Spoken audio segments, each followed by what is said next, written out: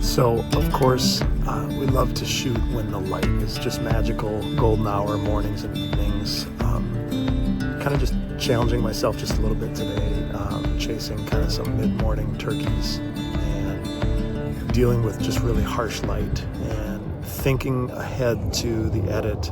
And I'm very intentionally underexposing by at least a full stop just with some of this harsh light, just to see if we can get some kind of artistic, just real high contrasty kind of stuff. So that's the topic for today. It's just a solo show. It's been a little bit here. It seems like life and work get kind of busy. I'm not quite as on top of things as far as inviting and scheduling guests, but at the same time, I do want to periodically be able to, just talk about some of the stuff that I'm doing and things that I'm kind of working on. And as you saw in that short clip there from the woods, that was a day that I just didn't have the opportunity to be out at first light. Went out in the middle of the morning and challenged myself. I guess that's, as an artist, sometimes you can get real stagnant and stale doing the same thing day after day or job after job. And that was an example of an opportunity I had to take a couple hours to go, even though I knew the light wasn't going to be great. I knew that turkeys probably weren't going to be cooperating, but I just thought, let's go and see kind of what happens. So thanks for coming back. Thanks for just joining me for 1,000 words, 1,000 of my own words here today. And let me just tell you a little bit about some of the creative challenge that I took in this particular day. The turkeys, I did get a gobbler and a couple hens to kind of come in. The gobbler was not gobbling a lot, but kind of strutting, kind of half strutting, kind of just wandering around. And this hen was, she was kind of wandering around too, a little bit in the way at times, but it was in the bright, intense light. There were some, into some shadowed areas, but the places that I found kind of most interesting and most challenging were those spots where it was just that hot light, really hitting the bird, blowing out those highlights. The first side by side I want to show you is an example of kind of setting the stage of what this looks like in Lightroom. I took one of the photos that I took early, one of them that I then worked on late. The one on the left here is probably what you would call correct exposure, normal exposure. You can see that was shot at 1/250th of a second at f2.8. So this is kind of what the setting looks like. The light's a little bit hot. He's kind of in a not quite full strut, but the light is still catching the tips of his feathers, kind of beating off his head just a little bit, catching some of his breast feathers. And that's what, if your camera were to say, hey, this is what I think is correct exposure, that's about what the setting was going to look like.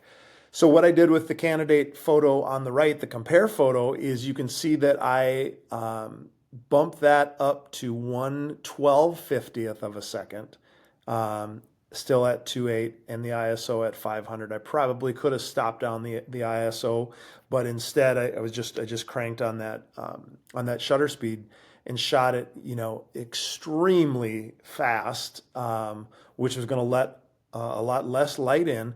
You can see that the highlights are still, especially on the turkey's kind of forehead, they're still kind of blown out a little bit. So it was an interesting kind of side by side to let you see what in fact I was kind of dealing with for light. Not the worst light in the world, but again, I'm one of these guys that I am golden hour, looking for stuff backlit, whether it be on an assignment with people or subject matter, in the outdoors industry, or if it's shooting wildlife, like that that golden hour is the magic time, the time when you get most of the oohs and ahs at the ends, at the looking at photos and stuff at the end. So this was not an ideal time, but here's, I'm gonna just bring in a little closer to the shot that we just looked at in the side by side, and now be able to see kind of tight. So I intentionally, when I finished this one, I kind of punched that crop in. Again, in my mind, I'm thinking about how can I make this artistic. It's not going to be that golden light, that just eye candy that's going to catch your eye. But what can we'll kind of look at with shapes, and then basically just the balance between shadow and dark. And the shapes, obviously with the strutting turkey, is that, just that half dome of tail feathers, and especially, Easterns have it, Merriam's turkeys have it even more, Gould's with the white tips, those bright white tips. But here with Easterns, they're kind of a golden brown, kind of a light sandy color. And when they catch the sun, they definitely catch the sun. And you can see that in the edit, I did kind of, try to tone down things a little bit. I turned the contrast way up. I turned clarity way up. I dehazed. I turned the blacks up. Turned the blacks down. Shadows way down. Highlights. Tried to just kind of find a balance with those so that it became this ultra contrasty, kind of artistic piece of work. Looking at again shapes, the arc of the tail feathers, and I very intentionally cropped that so that it kind of went off the page, if you will. Something that during my when I was an art major, both in my undergrad and graduate school, there is tension sometimes when things get too close to the frame, to the edge of the frame. Tension when two objects are close to each other. Tension when there are things that go right to the edge and don't quite touch it, or there's just a visual tension. One of my professors always taught. He had two magnets, and they were pig magnets. I don't know why I remember that, but he would always take the two, the positive to positive, and push them together. And the closer they got to each other, the more tension, the more energy you could feel. Magnets kind of fight each other, and that's sort of the mentality that I've taken sometimes with artistic composition, is if something's going to be too close to the frame, like, let it go off the frame. And if it's not too close to the frame, make sure you give it some breathing room. So in the case of this, over on that right hand side, I did let that one farthest to the right tail feather get a little bit too close to the edge. I probably should have cropped this just a little bit farther over where there was some breathing room there. But again, if you were to look at this from across the room, you're going to see this really, really bright area kind of in the middle left, again, off center a little bit, so that it's got a little bit of a rule of thirds feel. The main area that your eye is drawn to is the head and kind of that left side of the tail feathers, moved over, kind of rule of thirds sort of thing.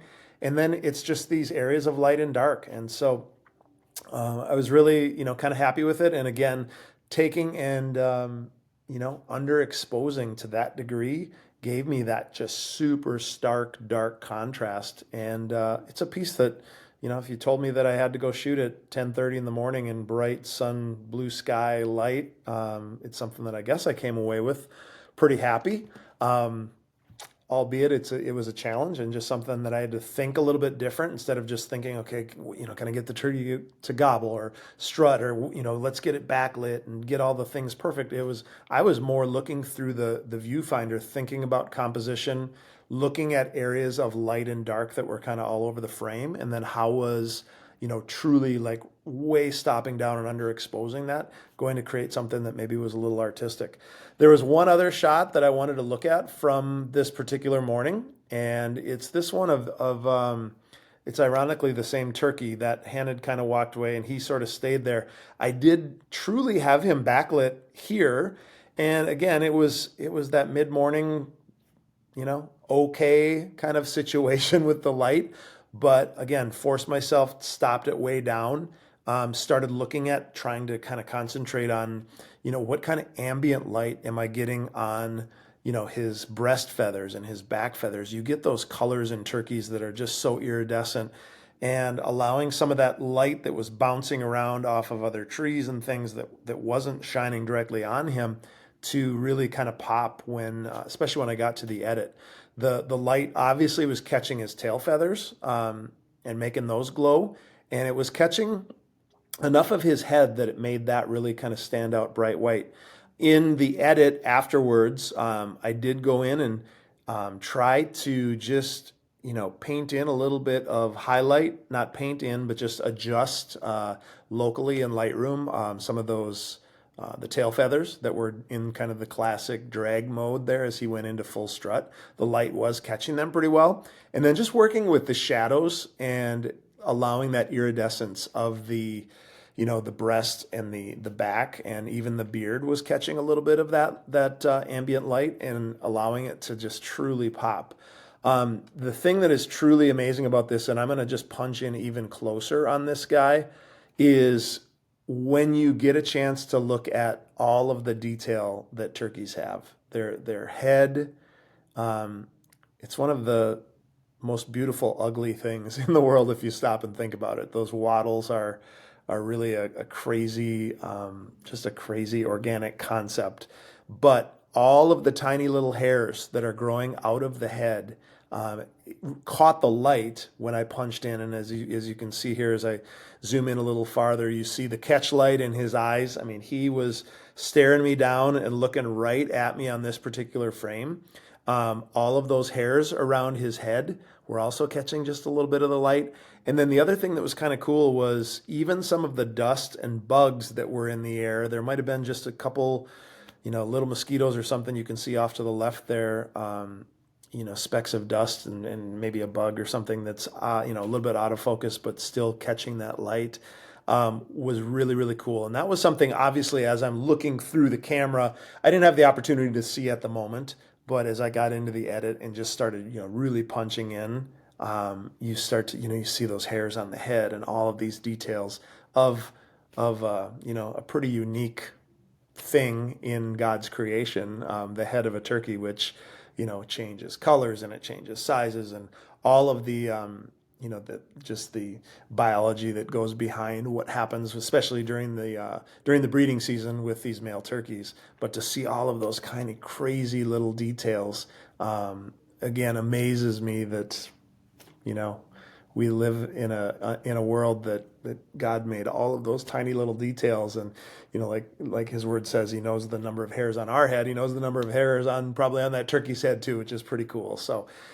This is a short and sweet 1,000 words just from me today, kind of during the turkey season, taking a close look at, taking a challenge really and seeing if I could, come away with some things that I felt good about instead of just finding animals and seeing what, watching their behavior, truly taking it upon myself as an artist to see if I can deal with, conditions that were, I'm not going to call them adverse, but not ideal, not the perfect time of day to shoot. So thanks for joining me. If you've got questions or things or looking for tips or things that might help you out as you go out and photograph, whether it's turkeys or people or little kids or just landscapes, hit me up anytime. I'm happy to share. But thanks for joining me today on this episode of 1,000 Words.